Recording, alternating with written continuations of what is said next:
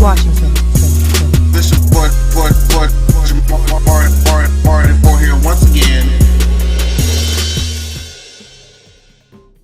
Hey, what's going on YouTube? This is your boy Jamar44 here once again, here to recap and review this latest episode of gstatus ATL Hustle. This is episode 3, and I think we're still moving along very, very well. I actually want to give a quick shout out to Giving You the Real Tea for inviting me on a panel interview with our guy from the show, one of the cast members. So that was so much fun. Make sure I head over to his channel, watch the interview. It got a little heated between one of the panelists and our guy, but it was still a very interesting interview for you guys to watch. So make sure you check that out. I don't think this is gonna be a very long video, because this episode is one of those episodes of a series that kind of sets up for greater episodes or for future episodes. They have to kind of lay the groundwork, lay like the relationship and the aftermath of such a big episode, which was last week. So I don't anticipate this being very long, but we're gonna give it what we're supposed to give it. So I'm glad that they included this right in the beginning, because one of the things when I was talking about this with Scotty and just other people that watch the show is I'm like, they're in this public hibachi restaurant, tossing shit, throwing shit, and doing all this stuff, and I'm just like, well, you gotta pay for that. Those are things that you had to pay for. And it came out that they had to do like $419 in damages. I'm like, who paying that? Is production supposed to be paying that? Because I know they not on the, we're not on this big budget. They have nice production, they have a nice budget, but I don't know if they need to be paying fees out the ass like that just to, okay. So they did about $419 in damages related to the restaurant. And so everybody's kind of outside discussing what's going on. Of course, Redrick is upset because he was the one that got stomped on, and he sped off, like they said, like a NASCAR racer. Understandable, because he got his clothes and stuff wet, probably got hair wet, makeup probably got messed up somehow. So he's probably like, look, I'm over this. I didn't come here for this. I just came here to eat, and y'all over here stomping me on the ground for shit that ain't got nothing to do with me. So I'm ready to be going. Now, Lando and Four actually had like a little interaction outside where they was trying to, I guess, they was talking shit back up, and Four was trying to say like, I would, there was a thing going on between Sherrod and December, but she says that Sherrod came for him, and that's why he had retaliated. And then Sherrod came out and was like, I wasn't saying nothing to you about you. And then there was this whole thing about whether or not Sherrod had shaded Four at some point, where he's like, well, if I did, I didn't know. Shit. But my thing was, Four lied so many times in this episode, and I'm glad that they caught him in his lie, because first of all, he was like, I don't fight, but in the confessional, you talk about you this big dog, and December's like the little one, you don't want to come over here and get this rah-rah. I'm like, okay, contradiction number one. Then 2, he was going around there asking like, well, I think it was Devon that came up as well in this conversation about like, what had just been happening. And he was like, well, who was the one that was throwing the plate? Who threw the plate? And we click the receipts, and we see it is in fact your ass that threw the goddamn plate. Asking who threw the plate. Oh. So that was contradiction number 2. And then lastly, when they was talking about, they was feeling sorry about the fact that Redrick had been dragged on the ground and stuff, he was like, well, I was down there on the ground with her. I don't know what was going on. Cut to confession. I was like, well, girl, I was on the ground, and I just stopped on her. She just happened to get in the way of my foot. Sorry to her, but you shouldn't be there. You see a fight going around, you should get out the way.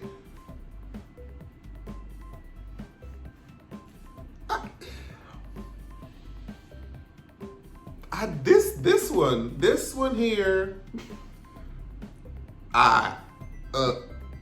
we have an uphill battle. We have an uphill climb with this one right here. I know that it's very early in the season. People can change. Redemptions can be made.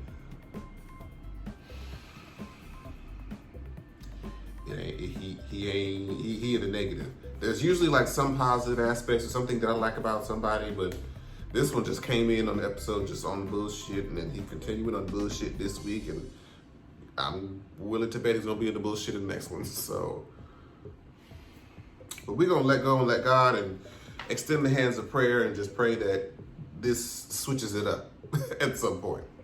So next we're gonna talk about DTLR, the fashion show that our guy had mentioned in his interview, how, you know, he got Charlie to walk in the fashion show. He was back there with Brandon Chaos, and apparently Charlie seemed sort of defensive and sort of out of character a little bit. They didn't really specify too much into why, but he got to walk backstage. He got to meet Megan Thee Stallion. They took a lot of great pictures. Megan is so much fun. Like, Megan is so unproblematic, and I love it. I love how she's just like, look, I'm just here to do my job, make my money, and I ain't about to do with all that beef and all the other nonsense, because there's been stuff in the news about her doing a video with, or a song with Cardi in the future, and people feel like she's betraying Nicki Minaj. She's like, look, bitch, I ain't got nothing to do with that. I'm trying to make my money. We both benefit from this song. It ain't got nothing to do with none of that, what they got going on. So that's why I love and appreciate Megan. So, and the fashion show did look like a lot of fun. And as I'm watching it, like, you know, we're dealing with what we're dealing with now for this health scare or pandemic or whatever. And I'm looking at all these people at this fashion show. I'm like, damn, remember when we could have like events and be social outside of our houses? Remember that? Y'all remember those days? We've been in this quarantine since what? March, April, May, June, July. We're going into the 5th month of quarantine. That's almost half the year inside. They tried to let us outside for a quick second. That didn't work out. So at least here in LA, they shut everything back down again. So it's like, what was the point?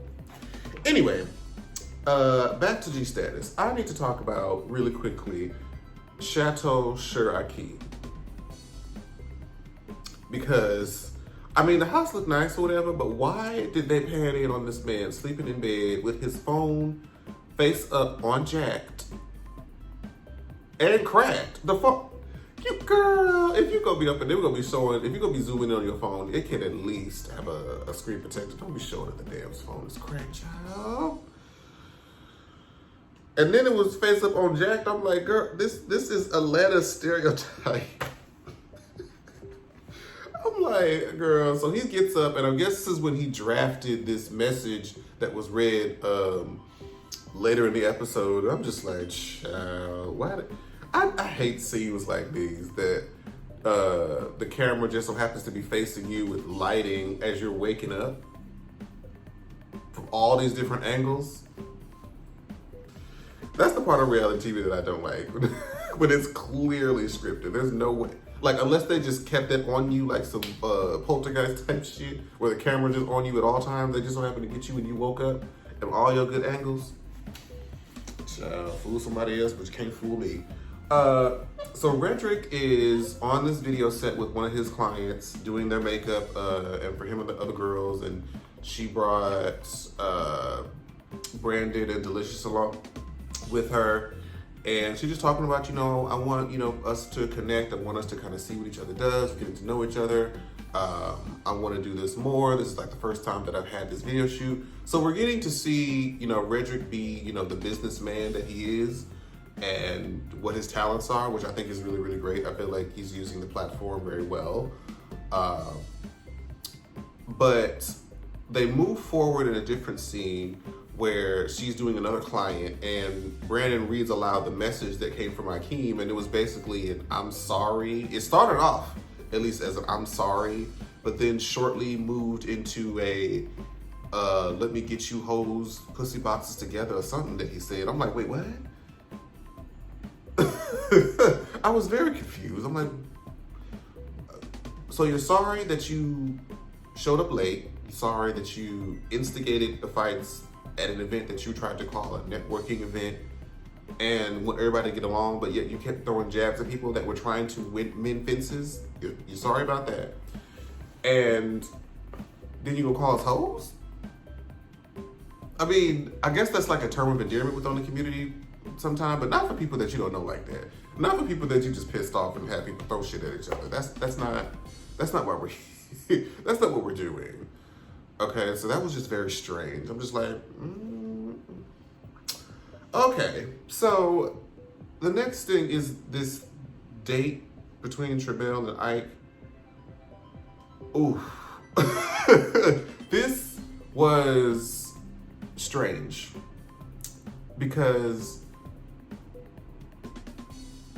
it was strange because I wasn't sure what Tramel expected, because the way that Ike was, it felt normal, like when you're on a date. But one thing I will say is I can connect with Tramel on the fact that when somebody tells me that they just got out of a relationship, I want to say he said it's only been like a month. And it's like, no. Especially when, if you see this in the confessionals, he didn't say this at the table, but he was like, we lived together, we woke up and saw each other every day, and I loved him, I thought we were gonna get married, and all of a sudden it's not there. Like, this is the most hurt and pain, and this is the most I've cried since I was a baby. I'm like, okay, so yeah, clearly you're not emotionally available. And I want to say it was at that point that Tramel sort of turned it off, like the whole perspective of this being a date. But one thing that I noticed that I thought Tramel was doing, I felt like Tramel was sort of trying to mask this as like a professional meeting, as a backup in case the dating thing, that flirting atmosphere felt awkward, that he could try to backpedal and make it a professional meeting. But when they start talking about, the fact that Tramel is a Leo, and which, girl, I have dated Leos in the past. Never again. And Ike is a Cancer. I haven't experienced any Cancers in that dating realm. So, and I'm not a big zodiac person anyway. I don't know too much about it. Like, I'm a Scorpio. Everybody thinks that we're like our owners of sex dungeons. And so, be that as it may. But one of the things that you usually never do especially on a first date, you typically don't like to harbor too much on past relationships. And I think that kind of came up when I forget how the subject got brought up, but I want to say I had asked him, why are you single, or what is it you're looking for? And Tramel said that he'd been single for about 9 years. And Ike in the confessional was like, well, what have you been doing for like 9 years that you can't find somebody to be with? And my thing is, maybe the way that this community works, I'm not surprised that no one is single that long. Especially in cities like Atlanta, where everybody knows everybody is trying to have sex with everybody, and people in our age group, most of us aren't looking for like the settle down marriage husband thing. I mean, we could talk about how that's, how men are sort of taught to sow their wild oats and not necessarily settle down as much as women are in society. But be that as it may, I'm not surprised, because I've been single for about 5 years. And even though the relationships that I've had before that, they were not the best relationships that really I want to count. So it's no surprise to me that 9 years somebody has been single as a Black gay male. I'm just saying. But you typically still never want to bring up the fact that you had or you don't want to bring up someone's ex or how long they've been out the relationship. They're not in the relationship right now. That's all that should matter. And we're trying to get to know each other right now just to see compatibility. You're not trying to marry me. We're trying to see compatibility. So it's like, why are you trying to bring up an old relationship? Bad idea. But the cringy part about this is, I think when Tramel checked out, like mentally, as far as this being like a date, when I tried to kind of sly mention that they're in this like bakery and that he likes to eat cake,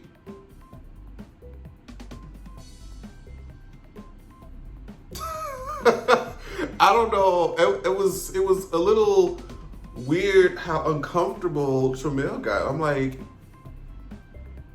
is it because you friend zoned him a little bit, or is it because he came on, I guess, a little too strong? And like, there was another comment he said about, liking meat. He was like, you don't like meat? And Tramel just kind of looked so uncomfortable.